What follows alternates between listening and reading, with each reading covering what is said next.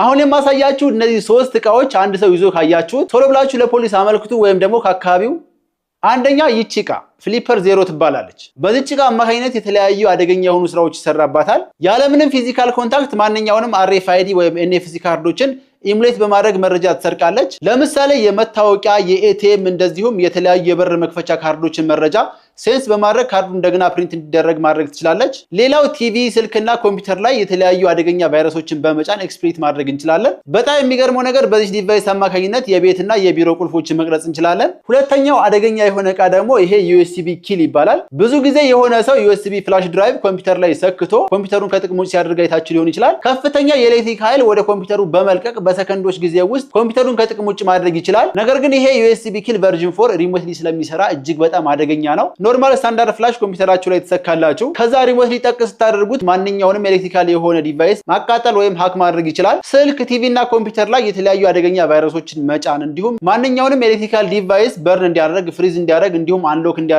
ማድረግ ይችላል። ሶስተኛው ስቲልዝ ላይሰንስ ፕሌት ወይም ደግሞ ተለዋጭ የመኪና ታርጋ። ይሄ ታርጋ በቀላሉ ሜካኒካሊ ራሱን ስዊች ያደርጋል ወይም ማንኛውም ሰው በቀላሉ ወንጀል ከሰራ በኋላ እንደዚህ ራሱን ይሸፍናል ወይም ደግሞ የመኪናውን ታርጋ ራሱ ብለር ያደርጋል። ይሄ ታርጋ አማዞን ላይ በይፋ እየተሸጠ ቢሆንም ነገር ግን ይሄንን ታርጋ መጠቀም ብዙ ሀገር ላይ ህገወጥ ነው። እስኪ ከሶስቱ ውስጥ የትኛው አደገኛ ነው ብላችሁ ታስባላችሁ? ሐሳባችሁን ኮሜንት ላይ ጻፉልኝ። ይመቻችሁ። ፒስ